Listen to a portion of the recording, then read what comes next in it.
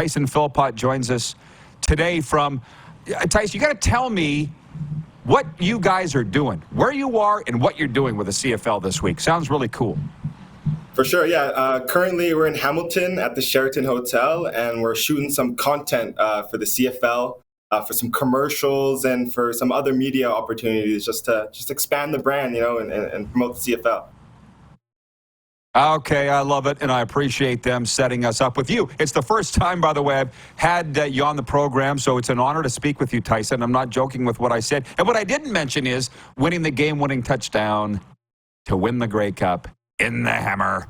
Literally, Yes, sir. brother, what do you do for an encore? It's been a hell of a career so far, man. You must feel very blessed. Oh, extremely blessed, starting from my entrance into the league and being able to be drafted in the first round. But yeah, I feel like it's just a testament to how hard I work. And, it's been a long journey. I made a goal for myself when I was 6 years old when I started playing football that I wanted to do what my dad did. Just growing up, having that Grey Cup ring in the house and being able to see it and, tackle my brother and just imagine myself getting there. It's just been an extreme honor, like you said, to just get here and build that resume. But, the goal now is to defend the Grey Cup and, and add some more championships to this finger, to this hand. Well, that's the thing. Yeah, you always got to have goals. But, I mean, I worked in the CFL full-time for 20 years and first started working in the CFL in 1991. So I've been around it, followed your dad's career, and you and your brother. And when you guys were little, everybody told me, these guys are pros already. When you were 8, they said you and Jalen were pros. And they said that's because of your dad and the upbringings. Can you talk about that? What was it like being raised by Corey Philpot and that family? Yeah, definitely. I mean, like I spoke about before about seeing that Grey Cup ring growing up and just like envisioning that was something me and Jalen used to always do. And having my dad there, with the pedigree he did, playing at University of Ole Miss, doing the whole American route and then coming up to Canada and excelling with the BC Lions. It's just, like I said, there's always been a dream and, to have him there in our corner to always pick us up whenever we need it or just to take the stern, hard lessons as well. He never beat around the bush. He always gave it to us straight and made sure that we were going to be prepared when we stepped on the level, the highest level. And also my mom too, my she's not the athlete in the family, but she's the one that drove me to practice every day. I never forget about her. She ultimately prepared me to be a pro, and I owe it to both of them. Good for you for throwing that in there, by the way, because my dad won a Stanley Cup, and my mom said, "What about me? I was around." So I totally get that, Tyson. Before I get to your pro career, I'm just thinking about the draft. Was that the first time that you and your twin brother got split and literally went your separate ways? Did you want to go to the same team, or were you ready for a change by that point in your life and kind of carve out your own road?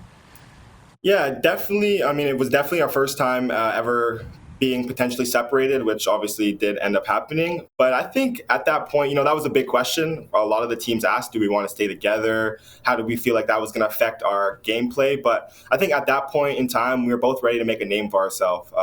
Both very confident in our game, obviously played very well together. We have that telekinetic communication that we can use on the field. But ultimately, just wanted to make a name for ourselves and, show that we didn't need the other guy to, kind of boost the other guy up if someone wasn't doing as well. So just prove that we're both ballers, and who knows, one day if we end up on the same team, that would be cool too. But ultimately right now, just carving our own name. And I think we've done a good job of that. Oh, you have. And I'm serious when I say, where do you go from here? I remember your rookie season, one of your first games, I think you returned a kick for a touchdown. We were all watching that, and I was in Florida at the time. We're like, whoa, this ain't your average U Sports guy. I mean, the level of CFL play, it's pro. It's not even close to university, but you kind of made it look easy. What prepared you so well for it? Yeah, definitely give props to the University of Calgary. I feel like they run a very pro-ready organization over there, that just proves in the numbers of guys that we've put in the league and consistently stay in the league every year. But just a confidence in my game that my dad instilled in me as a young kid and my trainer is just to be confident and play the game like you did when you're 5, 6 years old. always felt like if you can raise your competition level and compete at the highest level, you'll always be confident. So I've always just put my nose down, worked hard, and when the stage is set, when it's the biggest stage, it's time to play ball. So just that confidence. So my favorite football player on the planet is a guy by the name of Cody Fajardo. We're very close. And he will always, I think, be my favorite football player. He's that kind of guy. Tell our viewers a little bit about Cody, your relationship with him. Just talk about Cody. I'd love to hear what you have to say. Yeah, no, number 7, he knows that's my guy. Well, if you want to start at the beginning, obviously I was hurt at the start of last year, so our relationship did start slow. Obviously not being in practice at all, not being able to gain any reps with him and just get that kind of familiarity with him. But as a man, Cody is just so good for the team. He's such a good leader. He corrals the guys when he can feel that we're a little bit down or we need to step up our competition a little bit in practice. Like he'll stop practice and let us know that we need to pick it up as an offense, at least. And then just to get on to that leadership, I'm sure by now everybody has seen that Grey Cup speech that he gave to us, and ultimately that I feel like that is one of the motivations that helped us win, especially with how close it got down to the end. And like he said, just believing in what's in this room, and we don't need anybody else. I won't say what he said, but I can't remember the word, but this encapsulates what Cody is as a man and how he approaches the game. Well, I watch everything he does with a fine-tooth comb.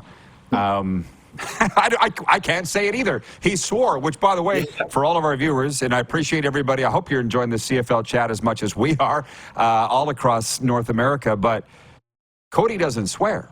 He's the he does not. Cheese and rice. You know what I mean? He would not swear. And it was, F you, just watch. I mean, it's literally like when you scored that kick return. It was like, to hear Cody swear, you're like, whoa, he's serious. Yeah.